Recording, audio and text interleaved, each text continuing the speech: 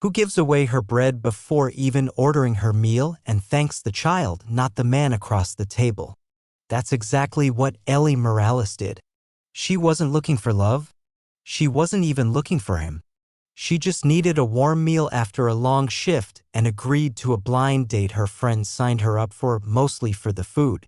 But she didn't know the quiet boy beside her was the son of the man who owned the entire restaurant.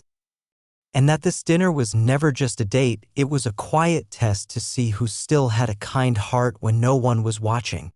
What followed was not a Cinderella story. There was no glass slipper, no golden invitation. Just a plastic lunchbox, a toy car, and a question whispered by a child that changed everything. Can we keep her? Before we dive into the story, comment below where you're watching from. Enjoy the story, everyone. Ellie Morales hadn't eaten a proper meal in 3 days. It wasn't because she didn't want to, she just never had time. Or energy. Or leftovers from her third job to sneak home. Her mornings started at a cafe where she poured coffee for people in blazers who didn't look her in the eye. By afternoon, she was packing boxes in a warehouse that smelled like cardboard and metal fatigue. And 2 nights a week, she helped at a local community center, mostly folding blankets or wiping crayon off plastic tables. Ellie never complained. That was her mother's rule: don't let them know you're hungry. They might feed you, but they'll never respect you again. So when her best friend Mariana messaged her, "I signed you up for a blind date at Leora." "You're welcome." Ellie didn't argue. She stared at the message while stirring powdered creamer into burnt coffee, wondering what kind of person said you're welcome before the thank you. Then again, it was Leora, the kind of upscale place with crystal water glasses and chairs that didn't wobble. She didn't own a dress fancy enough for Leora, but she had a clean blouse, the good pair of jeans with only one small tear, and a coat she'd inherited from her grandmother. That would have to do. Luis Cavano stood on the mezzanine above the dining floor, watching the tables like he always did. To the staff, he was just a quiet manager with a master key and a sharp eye for undercooked risotto. No one knew he owned not just this restaurant, but 12 more across the city. He preferred it that way. After his wife died, the attention became unbearable. Headlines like "Widowed Restaurateur Raises Son Alone" or "Who Will Win Cavano's Heart and Fortune" cluttered his inbox. Everyone he dated seemed to already have a price tag or a plan. Now Luis kept things simple. He didn't date. He didn't socialize. But one night, after hearing his 6-year-old son Nico whisper, "Maybe we could get someone who's kind, not fancy," Luis decided to try again. Not the apps. Not the photos. Just a table. A seat. And his son. If a woman could sit with Nico for 5 minutes without checking her phone, making a face, or asking where's the real guy, then maybe, just maybe, she deserved more. So far, 5 women had failed. One walked out after 2 minutes. Another asked Nico if he had a quiet setting. Now came number 6. Ellie arrived 6 minutes early. The hostess greeted her with a tight smile, the kind that slid across your face like plastic wrap. "Blind date." Ellie nodded. "Name's Ellie. I think the reservation is under." "Matt?" The hostess blinked. "Right this way." They led her to a small table near the window where a boy sat quietly, drawing on a paper menu with the complimentary crayons. Ellie paused. Hi." The boy didn't look up. "Are you waiting for someone?" Still no reply. The hostess cleared her throat. "He's with Mr. Cavano. Your date is running late." Ellie smiled awkwardly and sat down across from the boy. "Well, I guess it's just us for now." No phone. No menu. Just silence and a child who clearly wasn't expecting her. After a moment, the waiter brought a bread basket. Ellie reached for it, then paused. She broke off the crusty end piece, the best one, and held it out. "You look hungrier than me," she said softly. The boy hesitated. Then, without a word, he took it. A slow, almost imperceptible smile touched his lips. Upstairs, Luis stood frozen. He hadn't told the staff to do this. Hadn't staged anything. But watching Ellie in a second-hand coat offering her only bread to a stranger's child did something to him that no elegant speech or styled photo ever had. She didn't know who he was. She didn't even know who the boy was. But she had looked at Nico first. Not as an obstacle. Not as a test. Just as a person. And for the first time in months, Luis felt something he hadn't dared name. Hope. The bread didn't last long.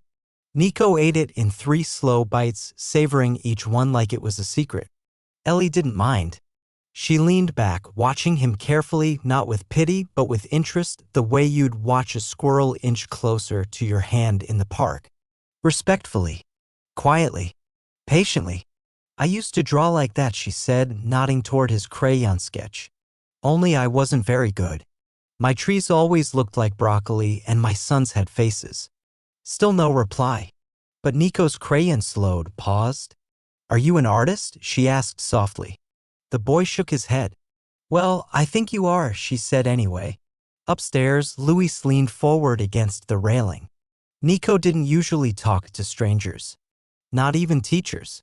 He answered questions in nods, glances, or, when pressed, a barely audible, I don't like that. It wasn't shyness. It was precision. Nico didn't waste words on people who didn't earn them. But now he wasn't turning away. He wasn't shrinking. He was listening. Luis signaled to Marco, the maitre d', who approached quietly. Send over a kid's menu, Luis said. And tell the chef to make the butter pasta with the star-shaped carrots. She's staying. Ellie tapped the table gently. You know, I don't really know who I'm meeting. Just that my friend said he's tall and allergic to shellfish. You don't look allergic to anything. Nico's lips twitched. She smiled. I'm Ellie, by the way. And you are. The boy looked at her, really looked, then simply said, Nico. Her expression lit up. Nico. That's a strong name. You don't need a last name when you've got that kind of cool factor. He looked down again. But his shoulders relaxed. A waiter arrived, setting a glass of water in front of her, followed by a small plate of pasta in front of Nico. Oh wow, Ellie said, eyes widening. You get the good stuff. Nico gently pushed the plate toward the center. Sharing range. Ellie chuckled. Are you sure? Okay, but I'm warning you, I'm dangerous when I'm hungry. She took one forkful. Closed her eyes. Oh wow. That's illegal levels of good. Nico took another bite too. They ate in companionable silence, passing the breadstick basket back and forth like they'd done it for years. Luis watched, unable to move. He'd seen women bring iPads to distract Nico. Seen them ignore him entirely or treat him like a checkpoint in a video game. If I can survive the kid, I get the man. But Ellie just was. No angle. No charm campaign. Just one tired woman and one tired boy sharing a meal like it was the most natural thing in the world. Luis wanted to go down there. Wanted to sit beside them, take Nico's hand, and tell her something. Anything. But instead, he walked back to the kitchen and leaned against the cold metal counter, willing his chest to slow its rhythm. Ellie wiped her mouth with a napkin. So, mystery man's still not here, huh? Nico shrugged. Typical, she muttered, then smiled. Well, I guess that makes you my date tonight. Nico raised an eyebrow. You're a way better listener than most men I've met. He reached for another breadstick. Broke it in half. Offered her a piece. She took it solemnly, then whispered, that's basically a proposal, you know. He smirked, small but real. Meanwhile, Luis asked the pastry chef to prepare the soft ginger cookie hearts Nico liked. The ones his late wife used to bake every Christmas. He hadn't let them on the menu in 2 years. Tonight, he didn't care.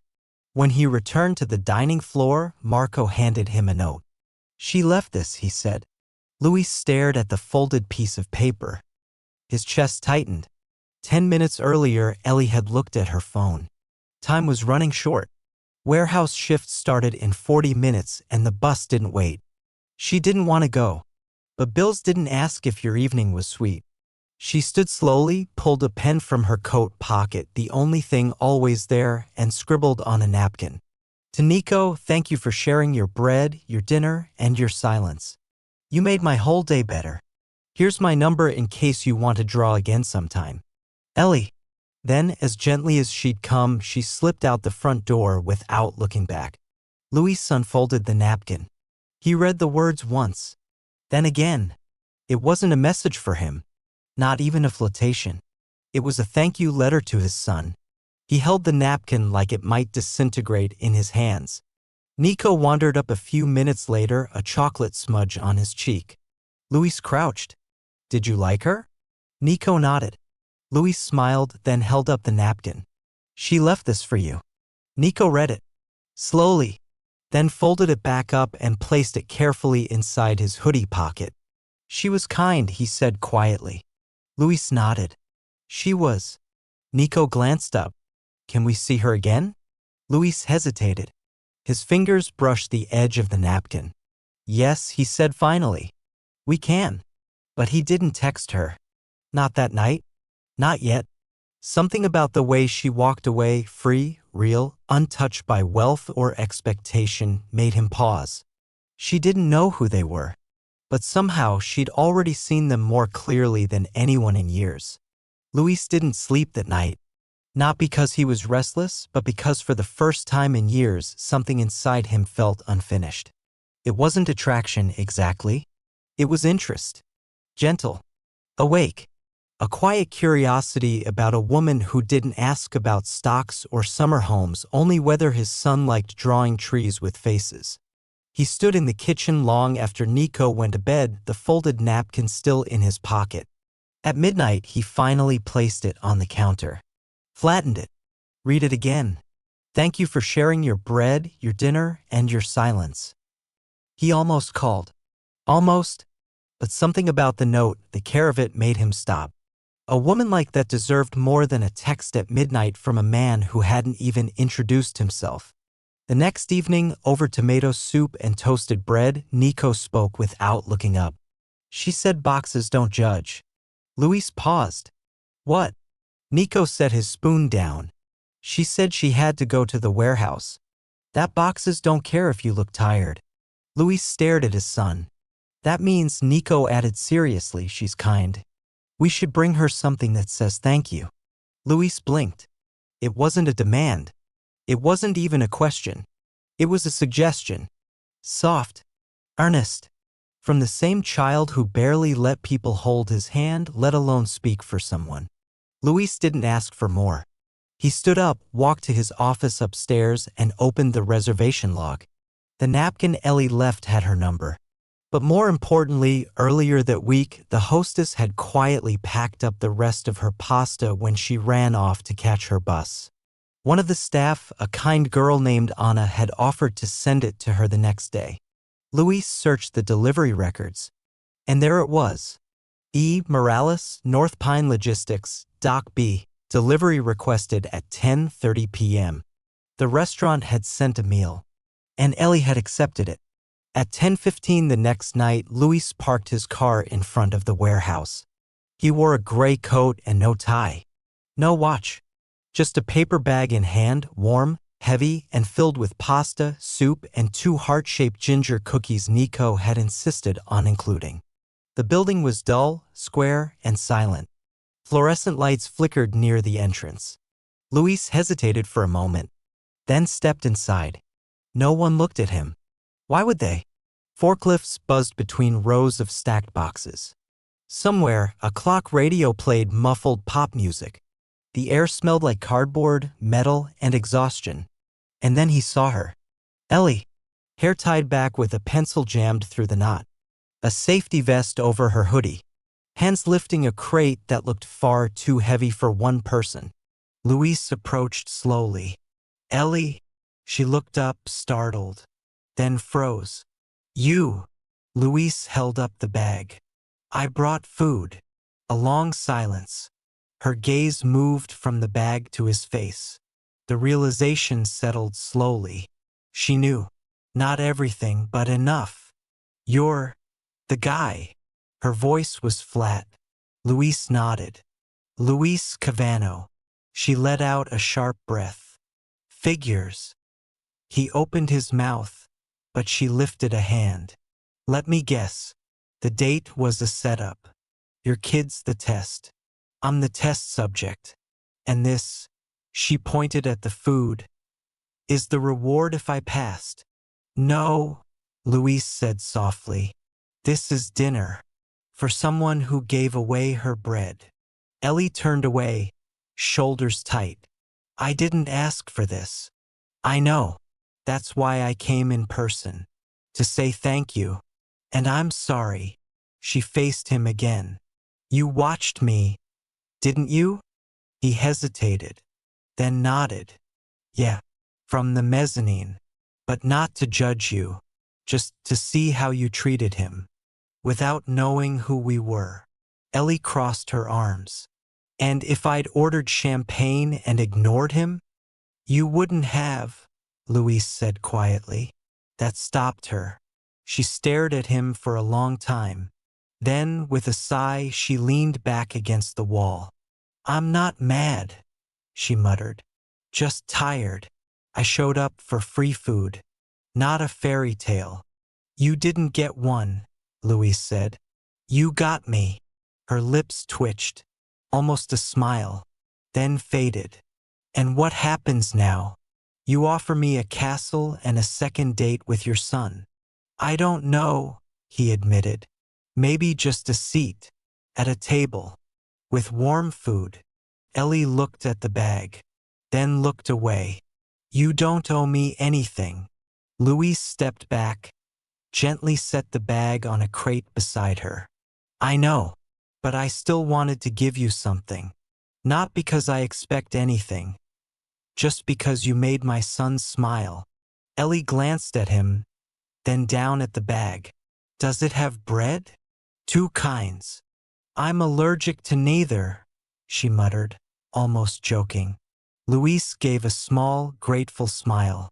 Then maybe, she said, I'll eat it. Good. He started to turn, then paused. He liked you. A lot. He didn't say much. He doesn't usually. Another beat.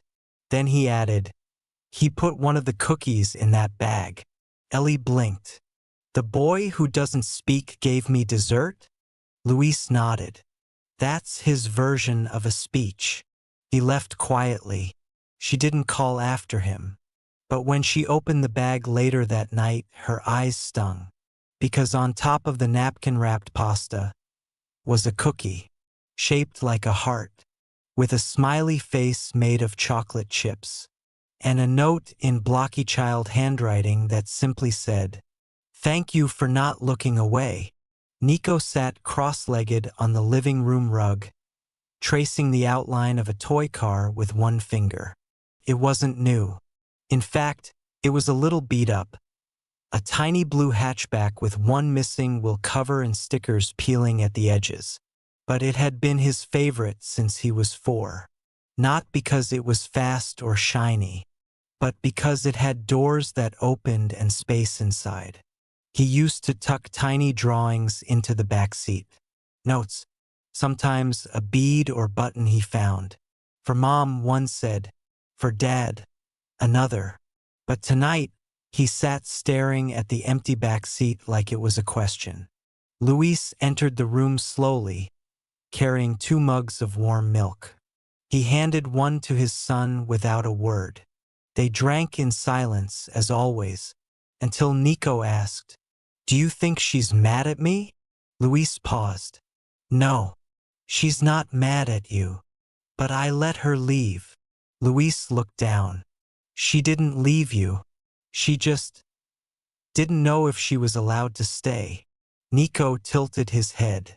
Allowed. Sometimes grown-ups think they need permission to belong. Nico thought for a moment, then set down his mug and stood up. Then I want to give her that. Luis watched as his son marched to the kitchen, pulled open the drawer that held his markers, and rummaged through the junk bowl until he found a rubber band and a piece of tape. He came back holding the car, sat down again, and wrote something on the roof. Luis didn't ask, but when Nico finished, he held it up. On the top of the car, in blocky black letters, it said, "Now it's yours." And in small print on the side, "It always had room for someone kind." Luis swallowed hard. "You sure you want to give her that one?" he asked gently. Nico nodded. "It's my best one. That's why." They packed a new dinner together. Nothing elaborate, just warm pasta, garlic bread, and a chocolate chip cookie wrapped in wax paper. Nico placed the toy car gently on top, then taped the lid closed with a sticker that had a cartoon fox on it. Luis drove across the city quietly. It was past 10, but the warehouse lights were still on. This time, he didn't go in. He handed the bag to the night guard with a simple instruction. "It's for Ellie Morales. From someone small but important." The guard smirked. "Got it." Luis walked back to the car. He didn't expect anything, but he hoped. Ellie was having a rough night. One of the delivery scanners jammed. Her shift lead was grumpy, and her back ached in the way it did when exhaustion layered itself over hunger and pride. She was halfway through breaking down boxes when the guard appeared. "Delivery for you." She blinked. "I didn't order anything. Didn't say it was food. Just said it was from someone small but important." He handed her the warm paper bag and walked off, whistling. Ellie stared at it. The handwriting on the top was childish. Wobbly. She sat down on a packing crate, opened the bag slowly. First, the pasta. Then the cookie. Same kind as before. And finally, the car. She gasped. Actually gasped. It was clearly loved. Touched. Protected. And on its roof, those words. "Now it's yours." It always had room for someone kind. Ellie covered her mouth with one hand. Her heart wasn't just full, it ached. Because no one had ever given her something precious like this. Not even as a child. She was always the one who gave. Who folded lunch napkins into hearts for her younger brothers. Who stayed up sewing their Halloween costumes while they slept. But this was his favorite. And he gave it to her. She blinked fast. Then whispered, "You little troublemaker." Her voice trembled, but she smiled. That night, she placed the car beside her alarm clock. Propped it up like a reminder. Of what? She wasn't sure. Maybe that someone saw her. Really saw her. And thought she was worth sharing bread with. Maybe a seat at the table. Luis didn't hear from her. Not that night. Not the next. But on the third morning when he walked into the restaurant, Marco waved him over. "Sir, there's someone waiting for pickup. Said she's here for delivery." Luis blinked. "Delivery?" "Yep." Said it's personal. Luis stepped out into the front of house and froze. There she was. Ellie, hair in a braid, wearing the same worn coat, and in her hands a brown bag. But this time it wasn't food she came to take. It was to return something. Or maybe bring it home. Luis didn't know what to expect when he walked toward the restaurant's front entrance that morning. Maybe it was instinct. Maybe it was hope.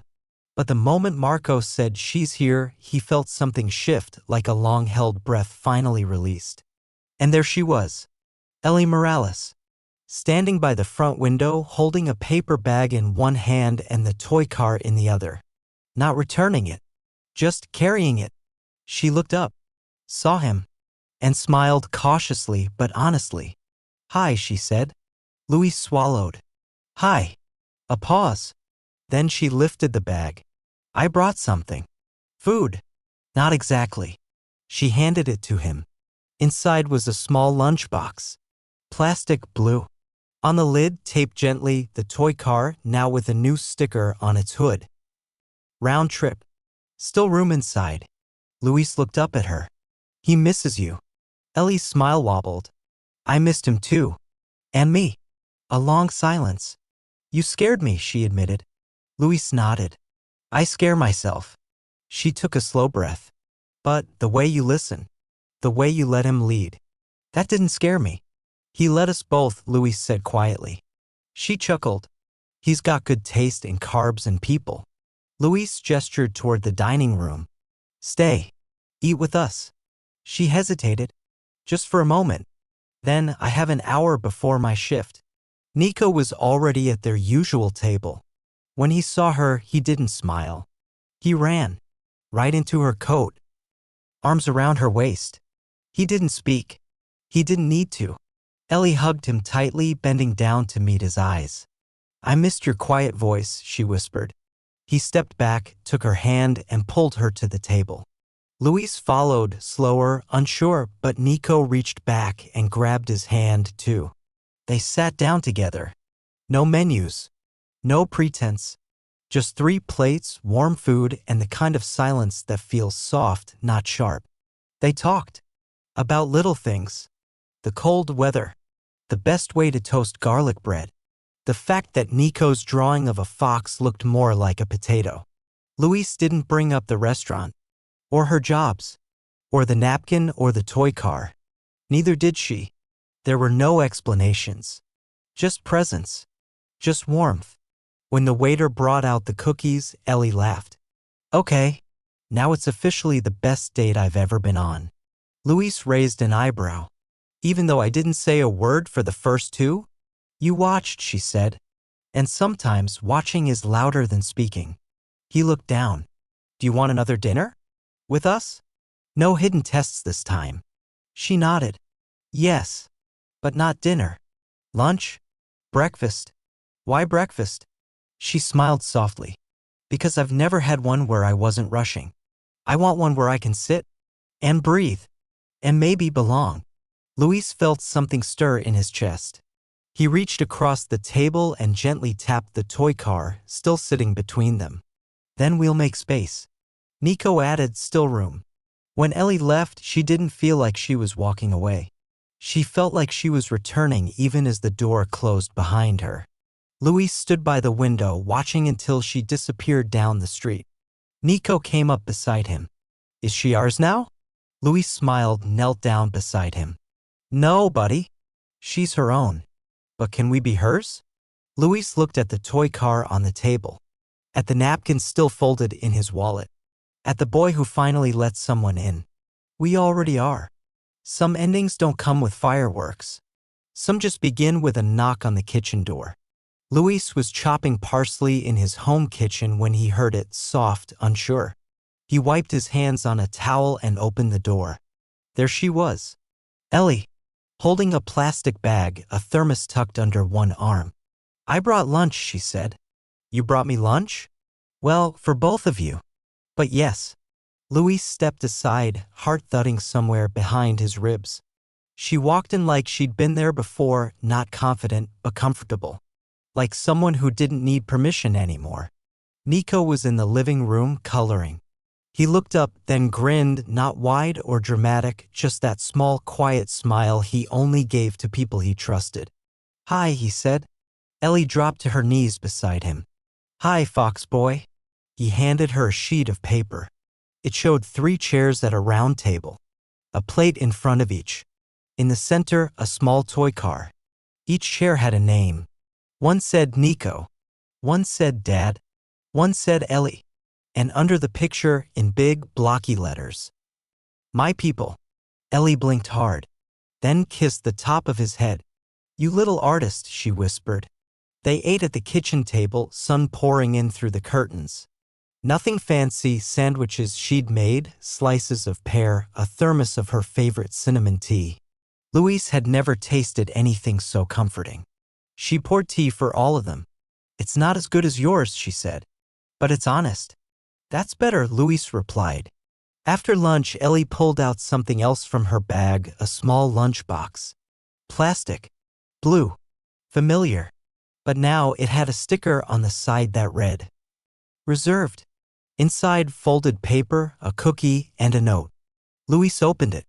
"I never had a table where I felt safe sitting down. Not until now. If there's still room for me, I'd like to stay.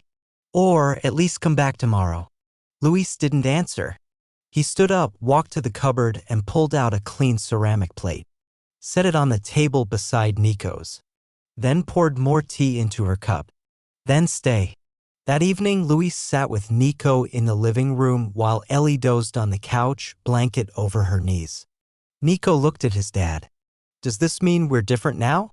Luis looked at the girl who'd once fed his son her bread and didn't ask for anything in return. "No," he said softly. "It means we're more." The next morning, the restaurant opened early. Before the guests arrived. Before the lights turned fully on. Before the music began.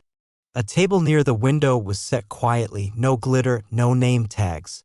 Just 3 plates. And a folded napkin with the words, "Table for 3."